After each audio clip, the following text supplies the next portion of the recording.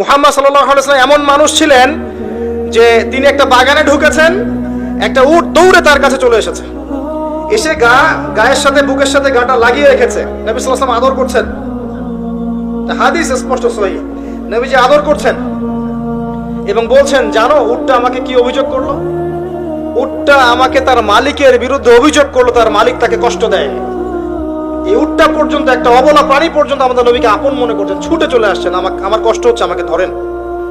চিন্তা করতে পারেন? সুবহানাল্লাহ।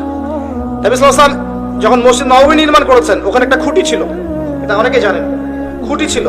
যখন মিম্বর এসেছে, মিম্বর, তখন তিনি মিম্বরে দাঁড়িয়ে বয়ান করা, খুতবা দেওয়া শুরু করেছেন। তখন ওই যে খুঁটি, ওই খুঁটিটা থেকে কান্নার ডকডক আওয়াজ শোনা যেত। ওই জড়বস্তু পর্যন্ত মুহাম্মদ সাল্লাল্লাহু আলাইহি ওয়াসাল্লামকে আপন মনে করতেন। মুসলিমদের যে কোনো সমস্যা তারা মুহাম্মদ সাল্লাল্লাহু আলাইহি ওয়াসাল্লামের কাছে যেতেন, বলতেন, তার সাধ্য মতো সেটা সলভ করে দিতেন। একবার নামাজে দাঁড়িয়েছেন মুহাম্মদ সাল্লাল্লাহু আলাইহি ওয়াসাল্লাম, ইকামত হয়েছে, ইকামত হওয়ার পরেও তিনি বাসায় চলে গেছেন। সাহাবীরা জিজ্ঞাসা করলেন, ব্যাপারটা কি? নবীজি বললেন, আমার কাছে কয়েকটা দিনার ছিল, ওগুলো দান সাদাকা করে দিয়ে তারপর এসেছে। কি বুঝছেন? কিছু মানুষ এসেছে, জীর্ণ শীর্ণ, খাবার নাই, কাপড় নাই, নবীজিকে বলছেন, নবীজি সাল্লাল্লাহু আলাইহি ওয়াসাল্লাম, আমরা এই সমস্যায় আছি। নবীজি দেখে এত মায়া লাগলো, চোখ দিয়ে দরদর করে পানি পড়তে লাগলো। তিনি সাহাবীদেরকে বলেন, হে সাহাবীরা, তোমাদের মাঝে কি দানশীলরা নেই? নিয়ে আসো, তোমাদের কাছে যা আছে নিয়ে আসো। সবাই কিছু কিছু করে আনা শুরু করলো। আস্তে আস্তে আস্তে আস্তে স্তূপ হয়ে গেল সম্পদের। এটা দেখে নবী সাল্লাল্লাহু আলাইহি ওয়াসাল্লাম হেসে ফেললেন। এটাই তো সেই হাদিস যে কেউ ভালো বিদআত চালু করলে এটার হাসানা পাবে, এটাই সেই হাদিসটা। তো নবী সাল্লাল্লাহু আলাইহি ওয়াসাল্লামকে সাহাবীরা আপন মনে করেছেন। এখন কাকে আপন মনে করবেন আপনি? আমাকে? আমার মধ্যে তো নবীর সুন্নতের 5%ও নাই। আপনাকে দেখে মনে হচ্ছে আমাকে যে আমি অনেক বড় স্কলার, মুফাসসির করেন, অমুক তমুক। আমি নিজেই তো বুঝতে পারছি যে আমার ভিতরে নবী সাল্লাল্লাহু আলাইহি ওয়াসাল্লামের সুন্নাতের 10%ও নাই। কে আপনাকে নসিহত করবে? কে আপনাকে তাজকিয়া করবে? যারা এমন আল্লাহওয়ালা মানুষ, যারা এমন তাকওয়াওয়ালা মানুষ, নূরওয়ালা মানুষ, এই মানুষগুলোর কাছে গিয়ে পড়ে থাকেন, এই মানুষগুলোর কাছে গিয়ে সহবতে গিয়ে পড়ে থাকেন, খুঁজে নেন এই মানুষগুলোকে, কোথায় আছে খুঁজে নেন। আমি জানি না কোথায় আছে, আমি নিজেও খুঁজছি, আর আমাদের খোঁজার দৃষ্টিভঙ্গিটা খুব সূক্ষ্ম।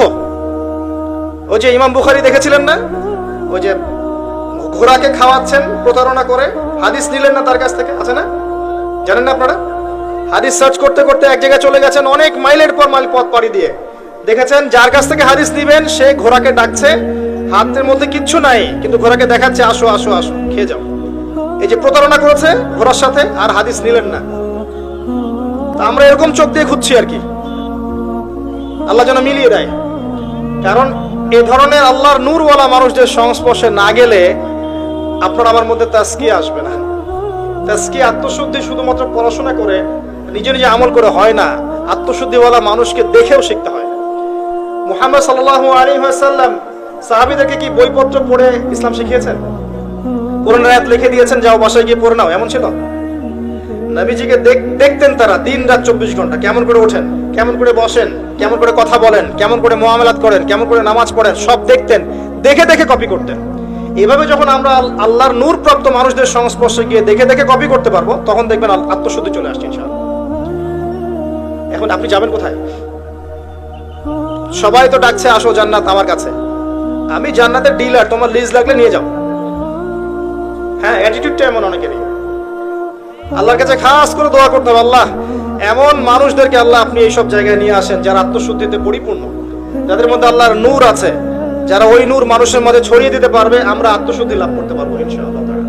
আল্লাহ পাক বোঝার তৌফিক দান করুন, আমিন।